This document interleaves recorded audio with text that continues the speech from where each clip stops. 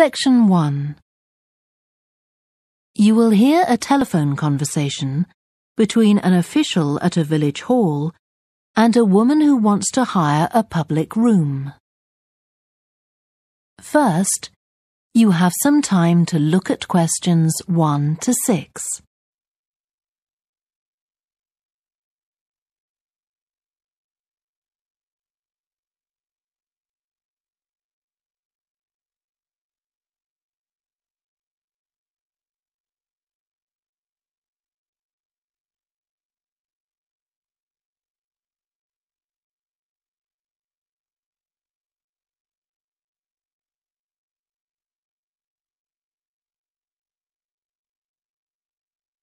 You will see that there is an example that has been done for you.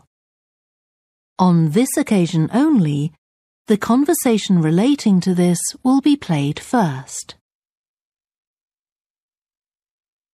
Hello? Oh, hello.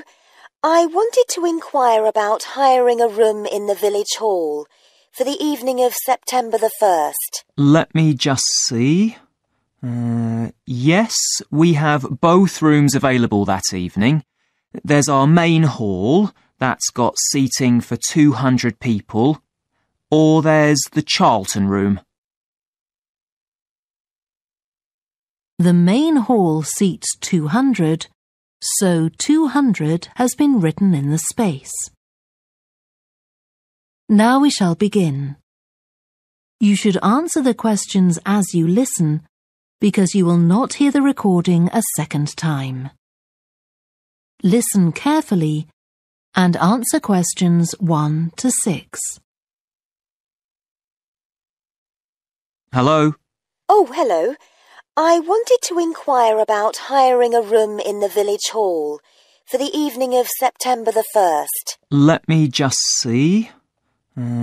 Yes, we have both rooms available that evening. There's our main hall, that's got seating for 200 people, or there's the Charlton room. Sorry? The Charlton room, CHARLTON. That's got seating for up to 100. Well, we're organising a dinner to raise money for a charity, and we're hoping for at least 150 people. So I think we'll go for the main hall. How much would that cost? Let's see. You wanted it for the evening of September the 1st? Yes, that's a Saturday. So from 6 p.m. to midnight, that'd be £115. That's the weekend price. It's £75 on weekdays. That's all right. And I have to tell you, there's also a deposit of £250, which is returnable, of course, as long as there's no damage. But we do insist that this is paid in cash. We don't take cards for that. You can pay the actual rent of the room however you like, though. Cash, credit card, cheque. Oh, well, I suppose that's okay. So, does the charge include use of tables and chairs and so on? Oh, yes. And what about parking? Yeah, that's all included. The only thing that isn't included is, you said you were organising a dinner? Yeah. Well, you'll have to pay extra for the kitchen if you want to use that. It's £25. It's got very good facilities, good quality cookers and fridges and so on. OK. Well, I suppose that's all right. We can cover the cost in our entry charges. Right. So I'll make a note of that. Now, there are just 1 or 2 things you need to think about before the event. For example, you'll have to see about getting a licence if you're planning to have any music during the meal. Oh, really? It's quite straightforward. I'll give you the details later on. And about a week or 10 days before your event, you'll need to contact the caretaker, that's Mr. Evans, to make the arrangements for entry. He'll sort that out with you. And do I give him the payment as well? No, you do that directly with me. Before you hear the rest of the conversation, you have some time to look at questions 7 to 10.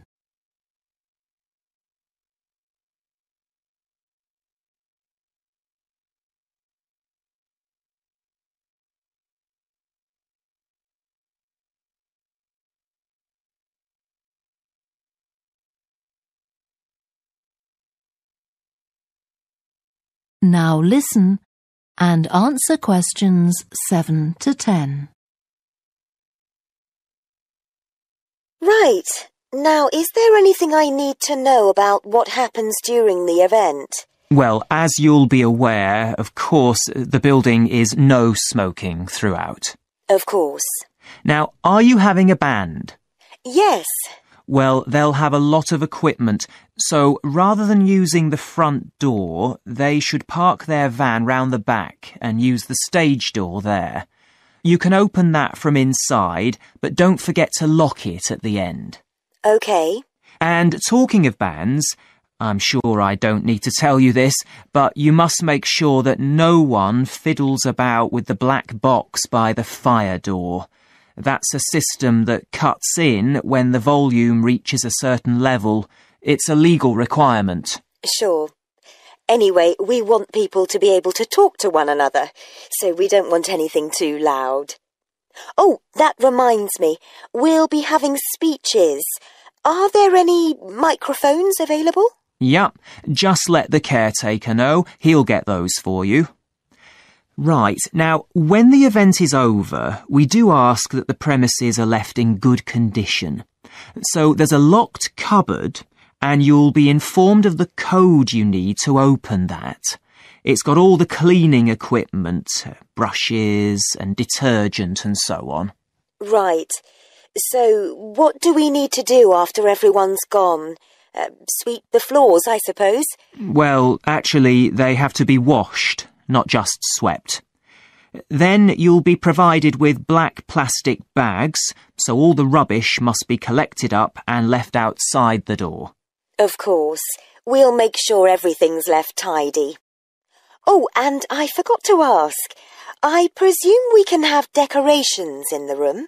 Yes, but you must take them down afterwards. Sure. And the chairs and tables should be stacked up neatly at the back of the room. I'll make sure I've got a few people to help me. That is the end of section 1. You now have half a minute to check your answers.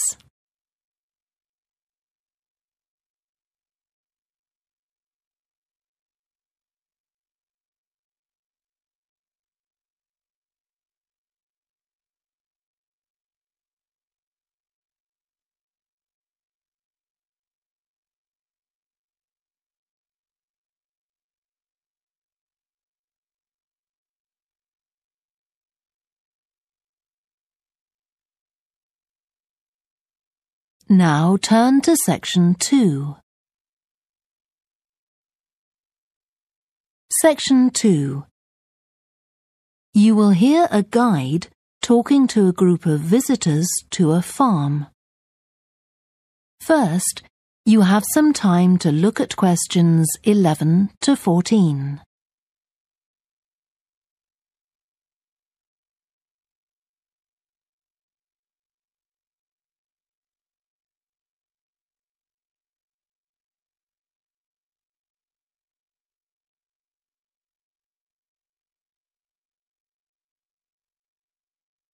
Listen carefully and answer questions 11 to 14.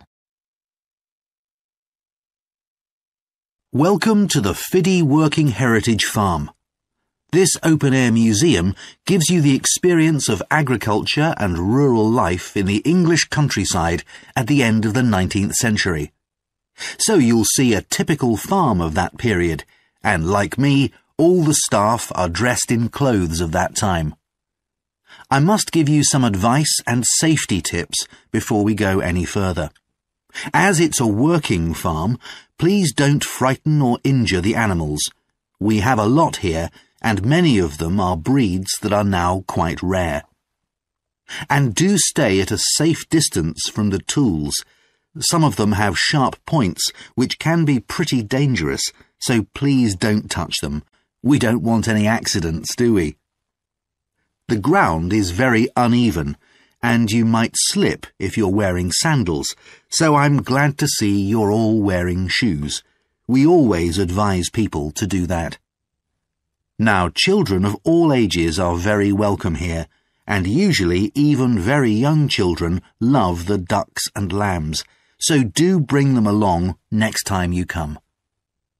I don't think any of you have brought dogs with you, but in case you have, I'm afraid they'll have to stay in the car park unless they're guide dogs. I'm sure you'll understand that they could cause a lot of problems on a farm. Before you hear the rest of the talk, you have some time to look at questions 15 to 20.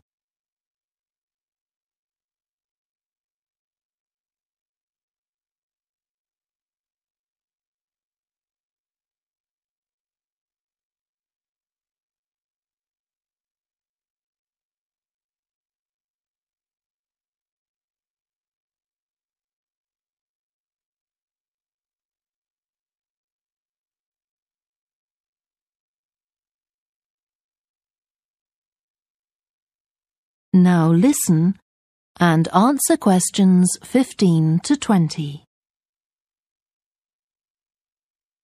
Now let me give you some idea of the layout of the farm. The building where you bought your tickets is the new barn immediately to your right, and we're now at the beginning of the main path to the farmland, and of course the car park is on your left.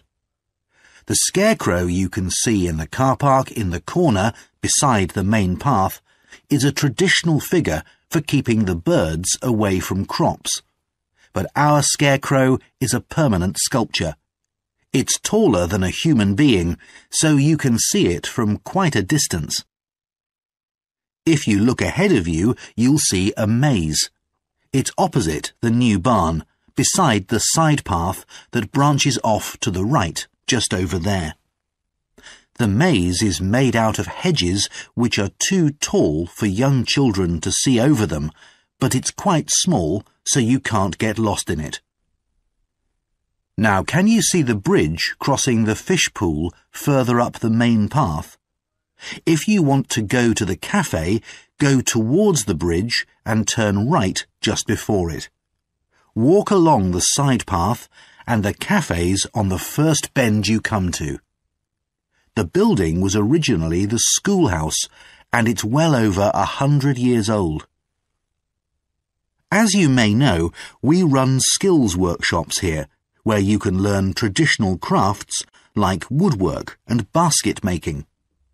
You can see examples of the work and talk to someone about the courses in the Black Barn. If you take the side path to the right, here, just by the new barn, you'll come to the Black Barn, just where the path first bends. Now, I mustn't forget to tell you about picnicking, as I can see some of you have brought your lunch with you. You can picnic in the field, though do clear up behind you, of course. Or if you'd prefer a covered picnic area, there's one near the farmyard, just after you cross the bridge. There's a covered picnic spot on the right. And the last thing to mention is Fiddy House itself. From here you can cross the bridge, then walk along the footpath through the field to the left of the farmyard. That goes to the house, and it'll give you a lovely view of it. It's certainly worth a few photographs, but as it's a private home, I'm afraid you can't go inside. Right, well, if you're all ready, we'll set off on our tour of the farm. That is the end of section 2. You now have half a minute to check your answers.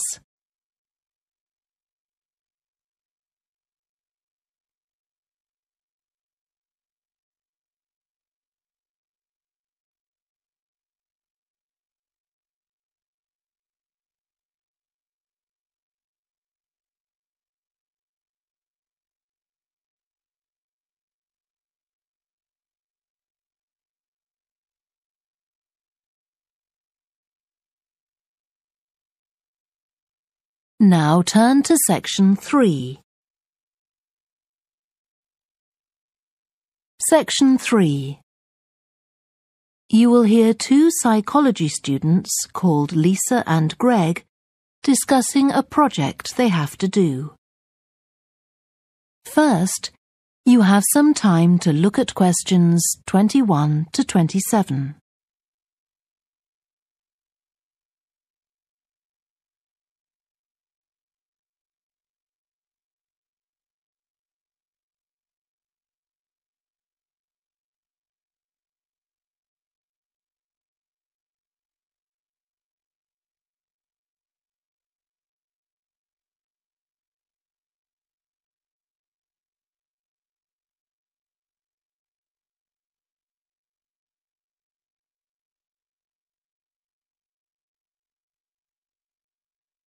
Now listen carefully and answer questions 21 to 27.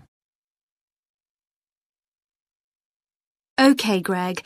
So I finally managed to read the article you mentioned, the one about the study on gender in physics. About the study of college students done by Akira Miyake and his team.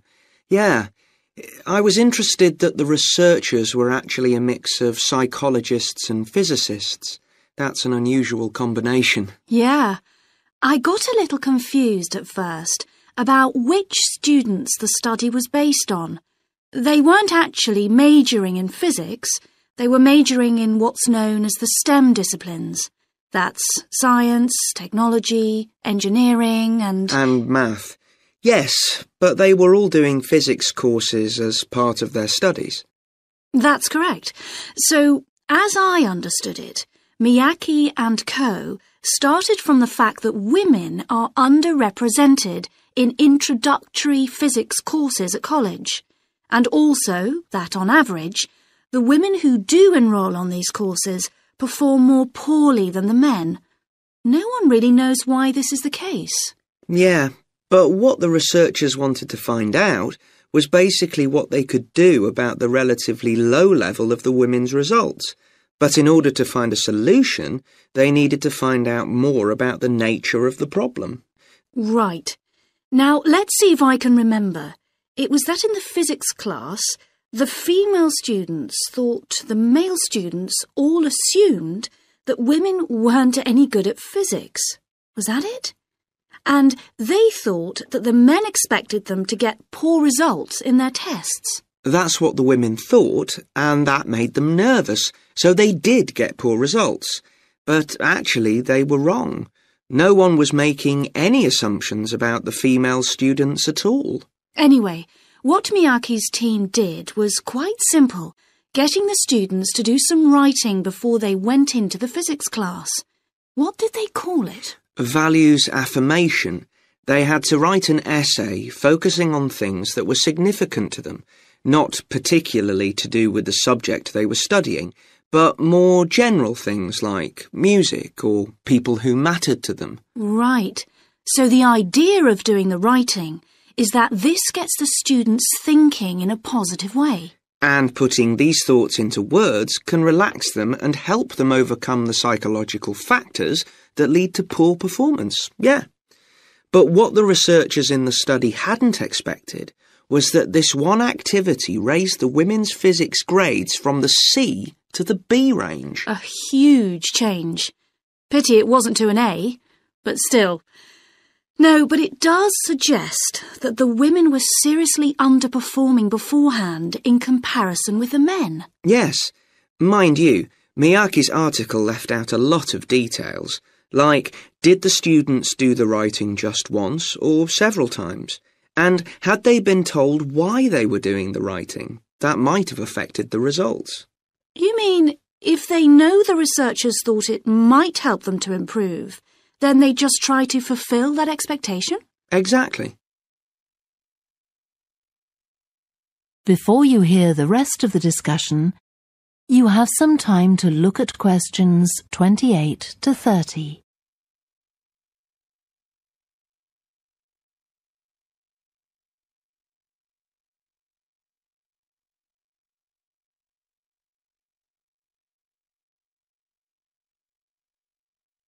Now listen and answer questions 28 to 30. So anyway, I thought for our project we could do a similar study, but investigate whether it really was the writing activity that had that result. OK, so we could ask them to do a writing task about something completely different, something more factual, like a general knowledge topic. Maybe, or we could have half the students doing a writing task and half doing something else, like an oral task. Or even half do the same writing task as in the original research and half do a factual writing task. Then we'd see if it really is the topic that made the difference or something else. That's it. Good. So, at our meeting with the supervisor on Monday, we can tell him we've decided on our project. We should have our aims ready by then. I suppose we need to read the original study. The article's just a summary. And there was another article I read by Smolinski. It was about her research on how women and men perform in mixed teams in class, compared with single-sex teams and on their own. Let me guess. The women were better at teamwork. That's what I expected. But actually, the men and the women got the same results, whether they were working in teams or on their own. But I guess it's not that relevant to us. What worries me, anyway, is how we're going to get everything done in the time. We'll be okay now we know what we're doing. Though I'm not clear how we assess whether the students in our experiment actually make any progress or not. No, we may need some advice on that. The main thing's to make sure we have the right size sample, not too big or too small. That shouldn't be difficult. Right, what do we need to do next? We could have a look at the timetable for the science classes, or perhaps we should just make an appointment to see one of the science professors. That'd be better. Great. And we could even get to observe one of the classes. What for? Well, OK, maybe let's just go with your idea. Right, well, I think that's everything for now. That is the end of section 3. You now have half a minute to check your answers.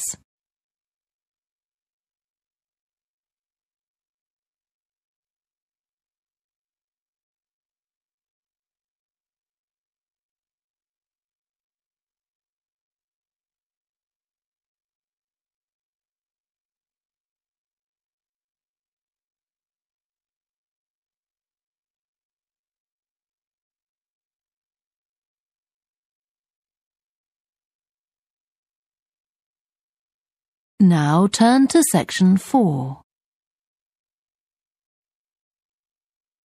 Section 4. You will hear part of a student presentation about the variety of different species that live in the world's oceans.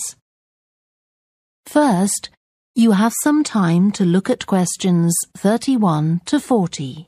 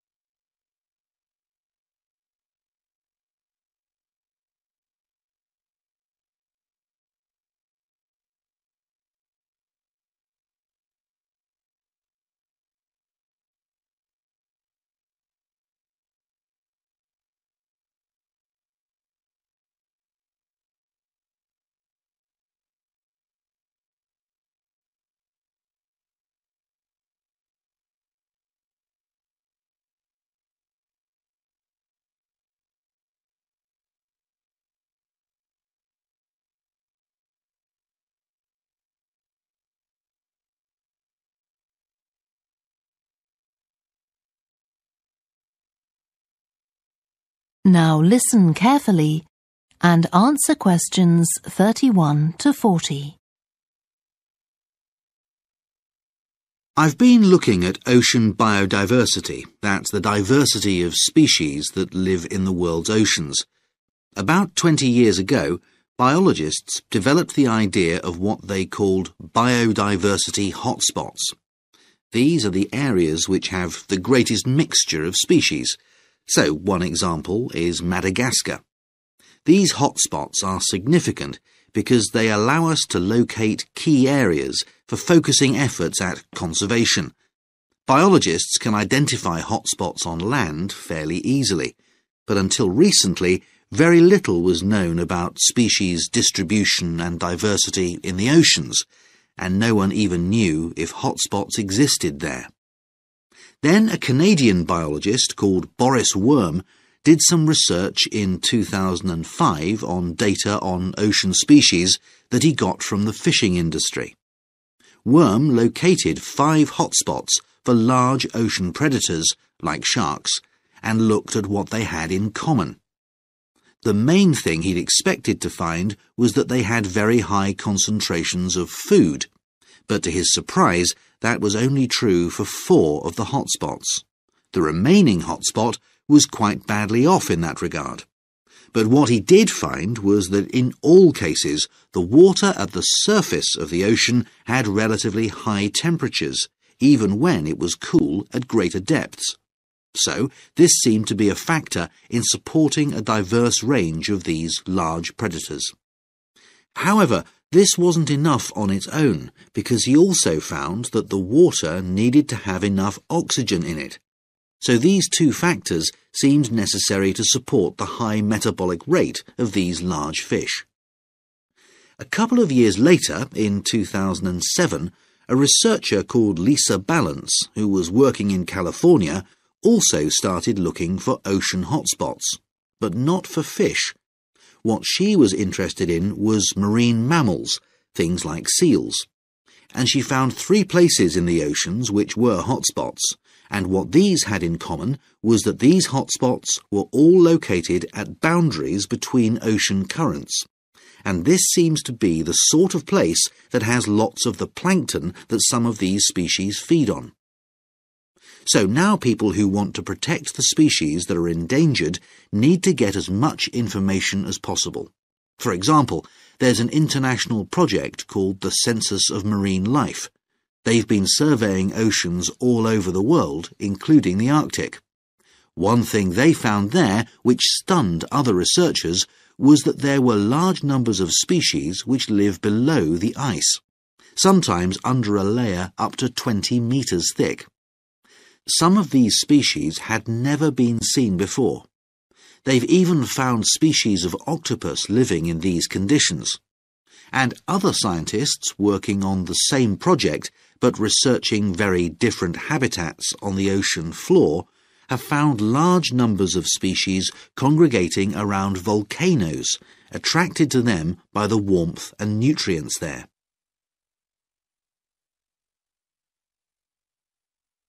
However, biologists still don't know how serious the threat to their survival is for each individual species.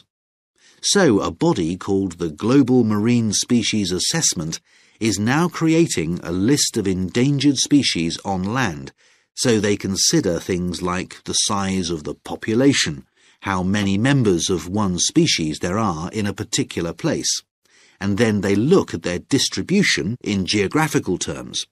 Although this is quite difficult when you're looking at fish because they're so mobile. And then thirdly, they calculate the rate at which the decline of the species is happening. So far, only 1,500 species have been assessed, but they want to increase this figure to 20,000.